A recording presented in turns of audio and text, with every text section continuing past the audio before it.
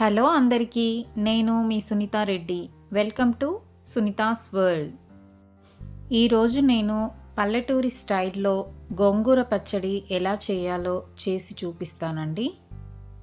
ఈ పచ్చడి కొంచెం కారం కారంగా, పుల్ల పుల్లగా ఎంతో రుచిగా ఉంటుందండి.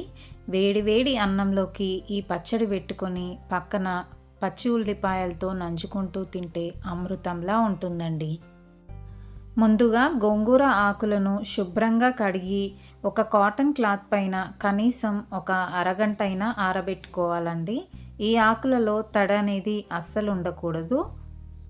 ఇక్కడ నేనైతే ఒక 10 కట్టల ఆకును తీసుకున్నానండి.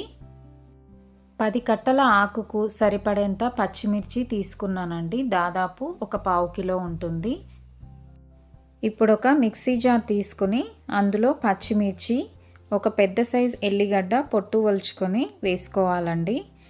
తర్వాత రుచికి తగినంత సాల్ట్ వేసుకొని మిక్సీ పట్టుకోవాలి. ఫైన్ పేస్ట్ లాగా మిక్సీ చేయకూడదండి. మధ్య మధ్యలో ఆపుతూ కొద్దిగా కోర్సుగానే గ్రైండ్ చేయాలి. చూడండి, ఈ విధంగా గ్రైండ్ చేసుకొని పక్కన పెట్టుకోవాలి.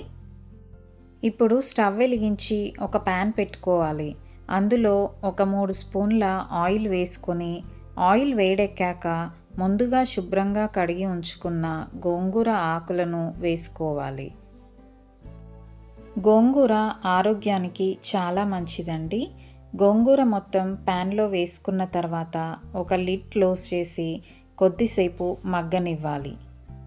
ఇప్పుడు మూత తీసి ఒకసారి ఆకంతా మంచిగా కలిసేలా కలియబెట్టాలండి.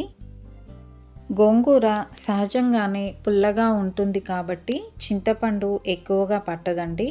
ఒక 4-5 రెబ్బలు వేసి మళ్ళీ ఒకసారి కలియబెట్టుకోవాలి. తర్వాత ఇందులో ముందుగా మిక్సీ చేసుకున్న పచ్చిమిర్చి పేస్ట్ని కూడా వేసి బాగా కలుపుకోవాలండి. ఎందుకంటే పచ్చిమిర్చి కూడా బాగా ఆయిల్లో ఫ్రై అవ్వాలి. ఇలా కొంచెం మగ్గిన తర్వాత ఒక స్పూన్ పసుపు, రుచికి తగినంత ఉప్పు అడ్జస్ట్ చేసుకుని వేసుకోవాలండి. తరువాత అందులోనే 2 స్పూన్ల నువ్వుల పొడి, 1 స్పూను జీలకర్ర మెంతుల పొడి వేసి మంచిగా కలుపుకోవాలి.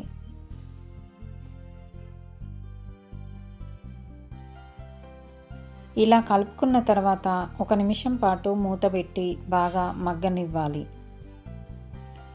చూడండి, కొంచెం ఆయిల్ సైడ్ లెమ్మటి పైకి వచ్చిందండి. అంటే చట్నీ రెడీ అయిపోయింది. ఇప్పుడు ఇందులోకి తాలింపు వేసుకోవాలి. స్టవ్ పైన ఒక గిన్నె పెట్టి ఒక 4 స్పూన్స్ దాకా ఆయిల్ వేయాలండి. ఆయిల్ కాస్త ఎక్కువే పడుతుంది ఈ పచ్చడికి. ఆయిల్ వేడెక్కాక జీలకర్ర, ఆవాలు వేసి కొద్దిసేపు ఫ్రై చేసుకోవాలండి. ఆవాలు, జీలకర్ర కొంచెం కలర్ చేంజ్ అవ్వగానే ఒక 3-4 ఎల్లిపాయల్ని నలగొట్టి వేసుకోవాలి. తరువాత ఒక 4 ఎండుమిర్చిని కూడా వేసి ఫ్రై చేయాలి. ఎండుమిర్చి కూడా కొద్దిగా కలర్ చేంజ్ అవ్వగానే ఒక 2 రెమ్మల కరివేపాకు వేసి చిటపటలాడగానే కొద్దిగా 1 స్పూన్ పసుపు కూడా వేసి తాలింపు రెడీ చేసుకోవాలండి. ఇలా రెడీ చేసుకున్న తాలింపులో ముందుగా మనం తయారు చేసుకున్న గోంగూర పచ్చడిని వేసి చక్కగా కలుపుకోవాలండి. అంతా మిక్స్ అయ్యేలా ఒకసారి కలుపుకోవాలి. చూడండి, గోంగూర పచ్చడి రెడీ అయిపోయిందండి. ఇది వేడివేడి అన్నంలోకి చాలా బాగుంటుంది. ఇది ఫ్రిడ్జ్లో పెట్టుకుంటే మనకు ఒక వారం రోజుల పాటు నిల్వ ఉంటుందండి. టేస్ట్ అస్సలు చేంజ్ అవ్వదు.